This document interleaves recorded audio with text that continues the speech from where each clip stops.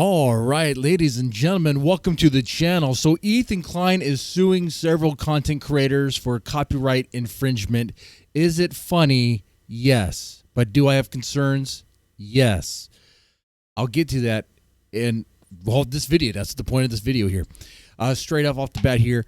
Yeah, it is a little funny. It's funny for several reasons. There's layers to this. Some of it you might think is wrong, but it is what it is there. And is it funny to watch Ethan Klein take to task those that have cheerlead and championed the act of CPS being caught on him? Yes. Yes, it is funny. And I do think part of this is still a kind of a vendetta about that, in response to that. I do see that. Absolutely. Now, is it also funny to see people like Denims and Frogan, whatever, Muslim Jabba, watch her squirm? Yes, that's funny too. That is absolutely funny. Of course it is. Is it also funny that a Jew is doing something that's very Jew and is suing? Absolutely yes. I mean, that's great. But the idea, or the reality here, of a large creator taking small creators like Frogan. I didn't even know what a Frogan was until the content nuke. I still don't even know what a Frogan is. Is she white? Is she Muslim? I don't, or Arab. I mean, I don't understand. I don't really know why a white chick had to go Muslim to hide that she's fat, to wear a hijab. She didn't have to do all that. I don't know how well she's committed, but that's besides the point. You know what? I don't really care about Frogan. I also don't care about Denims. I tried watching Denims. The airhead doesn't talk that much, but when she does talk, it ruins the whole experience, right? The only reason why someone would watch Denims in the first place. But if I wanted to watch that, I'll just scroll on X and satisfy my Coomer needs that way. And in Casey Tron was once a guest in a show on a podcast called Drunken Peasants with the Amazing Atheist. Is that thing still a thing? And why is Casey Tron still a thing? I don't know. I don't really care about any of these people. To me, they are like dumpsters. They're like the Hassan orbiters or something like that. I don't care about them. And so, but they're small creators. And the idea of a large creator, you got Ethan Klein, taking them to court for copyright. Now, I've seen this play out before. We've all seen this play out before. And I've seen it play. I've seen the YouTube scene kind of reacted differently, much differently. I recall people being outraged, not at the defendants, but I guess at the defendants here, because they're the ones being sued, but outraged at the person bringing the lawsuit, at the plaintiff. Okay, but in this case, what's happening is it seems very different because, well, no one cares about Casey Tron. No one really likes Denims. And what is a Frogan? I still don't know.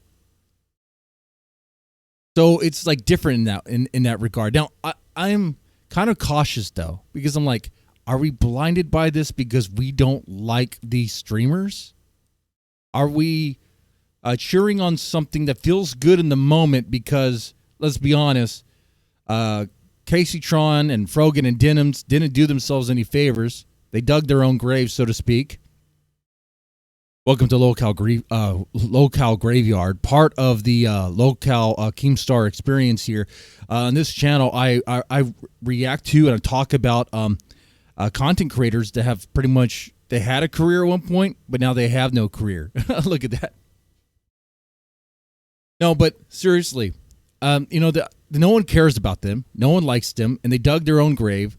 You could definitely make an argument for malicious intent when you have Denims and Frogan and Casey Tron all saying in unison in some way or the other to not support the original creator.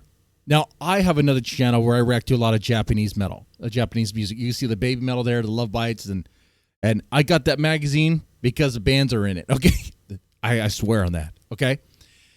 If I did that, if I reacted to Baby Metal or Love Bites and was like, by the way, guys, don't support the band, two things would happen. One, the fan base would hate me. Okay, the fan base would hate me. And the channel would suffer. I guess that's the second thing. The third thing would happen is potentially if I kept on reacting, the band or the management or whatever would probably find word of it and be like, have problems with it and probably take down those videos. And rightly so. So let that be known. Like I understand they're malicious actors. I understand that they're pieces of crap and total butthole reactors. They give reactors a bad name. They do. And right now in this moment, you have Ethan Klein, and now he's claiming he wants to do this for reactors. I still think he's doing this because he's upset that all these people were pretty much championing and supporting the whole like CPS thing. I do think there's a personal vendetta there. Okay, then I don't blame him for that. That's crazy stuff when you go in IRL like that. You know, IRL like tactics, life ruination tactics. Okay, that's what I mean. But it is other. I swear, other creators are watching this.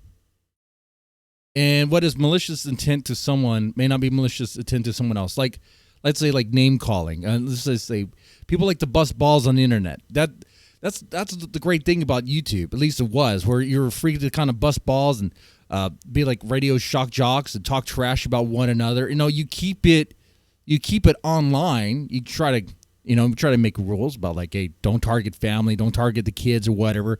But sometimes every now and then someone's wife gets mentioned. That does. Okay, you handle that. But it's just banter. It's back and forth. That stuff creates content. It creates drama content that we all like to engage in. Now, some of it, a lot of it is like tabloid, sensational slop content, brain rot content, let's be honest.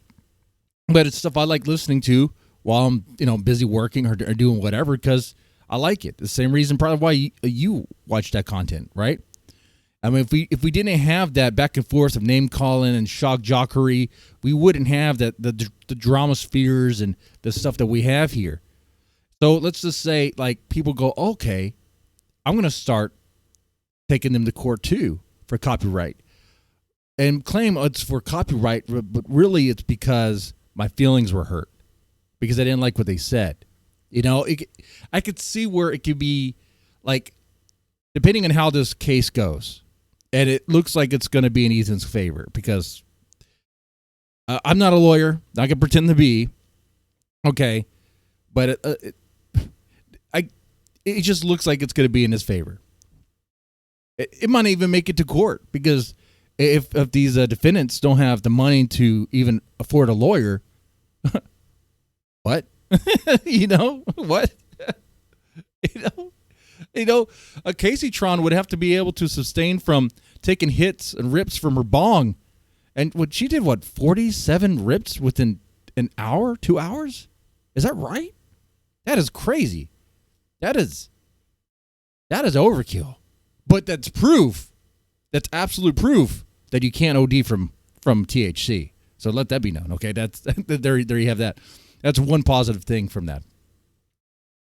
No, but I am worried about that. I'm worried that because I swear other creators are watching this, and not all of them are large. Some of them might be more medium size, and they can look at this and see this, and let's say the case goes well, and it shuts those ladies down. It would set a bad precedent where someone could easily take XQC, because XQC, his style of reaction is what? He just kind of sits there, he does the worm. The only reason why I don't think he was sued was because he did the worm as far as part of his reaction. But let's be honest, he doesn't really say anything. He doesn't really do anything. He's just kind of there. He might say one thing, and then that's it. And he's off to playing his game or whatever, I mean, Asmongold actually says stuff. He says a lot of stuff. He'll pause and say all sorts of stuff, okay? That's fine. And that's a good reactor. That's a good example. But we all know reactors that are kind of like, maybe they have an off day and they are not really commenting that much, or maybe they really want to let it play, let it air out, and then give some commentary afterwards, or maybe they just don't say anything at all. It would be so easy to take them to court. And like I said, it doesn't even have to be about reactions. It could be about hurt feelings and things like that. So in summation, is it funny? Yeah, sure, it's funny. I could laugh at it. Like I said, it's funny to me that a Jew is doing something that's very Jewy. And part of me thinks, too, that would be Ethan Klein's next retort if they said that sort of... I can imagine. I don't know. I don't watch them. I don't watch Denims and Frogan and all of them. But if they made a comment about Ethan Klein doing something very Jewy here, he'd be like, oh, that's anti-Semitic, and hide behind that shield. But it's funny, though. It's funny to me. It's funny. Because it is kind of happening that way. So, but I do think I'm kind of worried about what could happen in the long run with this.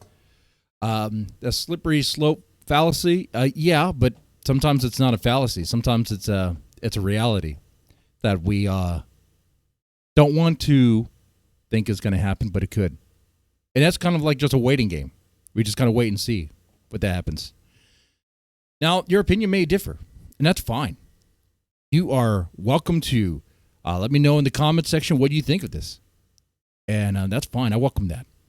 With that said, y'all take it easy and have a good one.